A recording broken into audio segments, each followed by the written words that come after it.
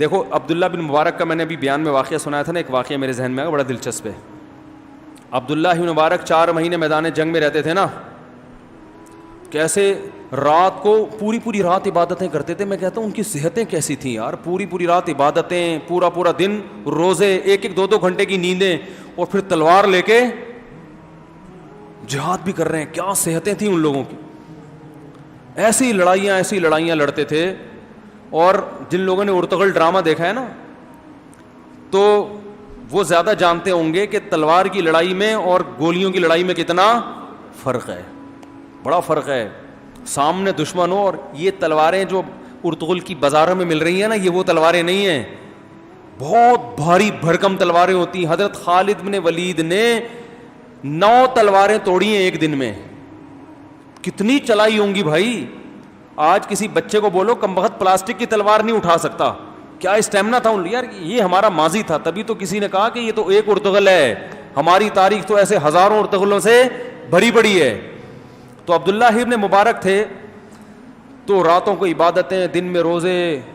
اور وہ تو ایک راوی کہتے ہیں کہ میں نے میدان جنگ میں دیکھا کہ بڑی گھمسان کی لڑائی ہے. ایک شخص نے ڈھانٹا باندھا ہوا ہے نا, منہ چھپایا ہوا ہے. اچھا عبداللہ بن مشہور تھے بھی مشہور شخصیت, کیونکہ بڑے محدث تھے, عالم تھے, تو لوگوں میں شہرت بھی تھی. تو ایسے لوگوں کی واہ واہ زیادہ ہوتی ہے نا. تو عبداللہ بن مبارک ایک کہتے ہیں میں نے دیکھا کہ ایک شخص نے کیا باندھا ہوا ہے, پورا نقاب لیا ہوا ہے. جنگ میں گھوڑے پہ سوار ہو کے آیا اور اتنی بہادری سے مجمع میں گھس گیا, اور کئی زخم اس کے لگے, اور بہت لوگوں کی گردنیں اڑا کے واپس.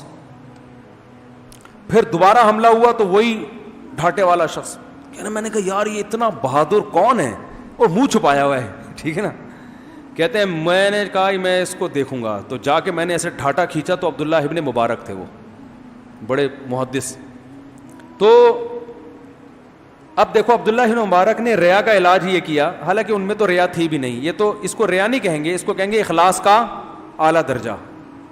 آپ اس درجے پہ جانے کی کوشش نہ کریں, کیونکہ اس سے ہم لوگ تو ویسے اتنے نالائق ہیں کہ اچھا کام ہم کر رہے ہوتے ہیں, کچھ اللہ کی طرف سے حوصلہ افزائی ہوتی ہے, کچھ پبلک کی طرف سے تو کام ہو جاتا ہے.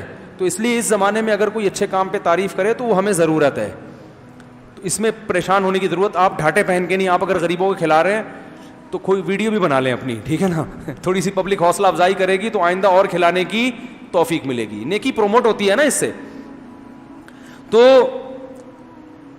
وہ کیا اخلاص کا اعلیٰ درجہ کہ میں یہ بہادری کر رہا ہوں, لوگ میرا چہرہ دیکھ نہ لیں, تو میں اپنے منہ کو نہ چھپایا ہوا ہے. اب وہ یہ نہیں کیا کہ یار میں اگر یوں کروں گا تو لوگ تعریف کریں گے کہ یہ تو بڑے ہم تو سمجھتے تھے محدث ہیں, یہ تو آج شہسوار نکلے, تو لہذا میں گھر جا رہا ہوں, میں جہاد کروں گا ہی نہیں. یہ نہیں کیا انہوں نے, کرنا تو ہے. اخلاص کے اعلیٰ درجے کے لیے کیا بھائی, منہ پہ ڈھاٹا باندھ لو. تو وہ کسی نے کھینچ دیا, ٹھیک ہے نا, نکال. تو کہاں سے کہاں بات چلے گئی. تو اس لیے جو ریا کے وسوسے ہیں ان کو خاطر میں نہ لایا کریں, کام کریں کام.